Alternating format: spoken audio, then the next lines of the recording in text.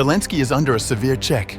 Washington is also supposedly pushing to introduce a new peace framework, one that may also compel Ukraine to surrender territories, armaments, and reduce its forces. Off the record, Ukrainian officials fear that this is the first visible fissure in the US-Ukraine alliance, an alliance that has characterized the survival of Ukraine since the very beginning of the invasion. The plan was reportedly prepared by the US envoy Steve Witkoff in liaison with Russian negotiators. Most Ukrainians, however, consider it to be very biased towards the requests of Moscow. According to some diplomats, the proposal can be called a parallel track of negotiation, meaning that Washington and Moscow speak with each other more than Kyiv thought they would. Ukraine might need to surrender some segments of the Eastern Front, reduce its military, and relinquish some categories of weapons in case the proposal is accepted.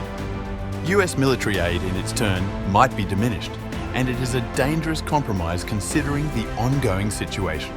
According to experts in the field of security, the danger of scaling down firepower will leave Ukraine in an impoverished situation, incapable of restoring the defenses against a significantly larger Russian army.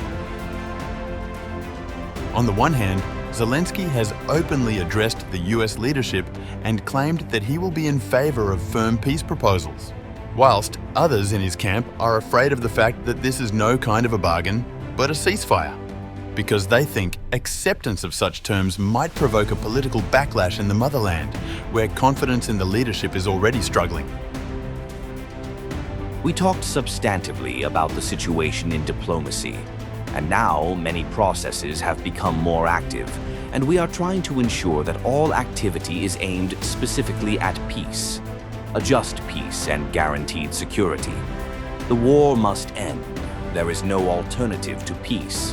Russia must understand that there can be no reward for waging war and committing killings.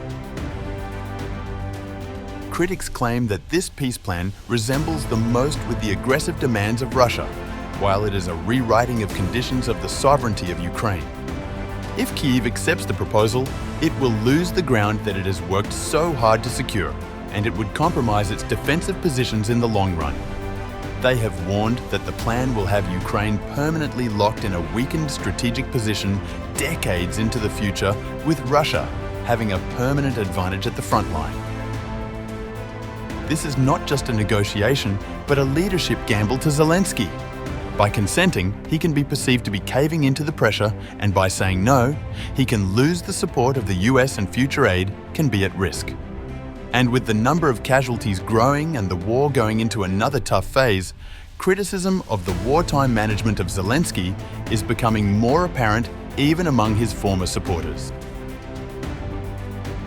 And here lies the biggest question. How long can Zelensky keep relying on the US support, when it may be subject to conditions he cannot possibly afford? But also, strategists caution that a drop in US aid would lead to a domino effect, undermining the European aid and forcing Ukraine to compromise with concessions it has so far fought against over the last 3 years. It is one thing, but it is obvious that the balance in Washington is changing, and the survival or the surrender of Zelensky can become his walk on the thin line. To Zelensky, each decision has become historic. A single mistake would change the place of Ukraine in the world and his own leadership position as well.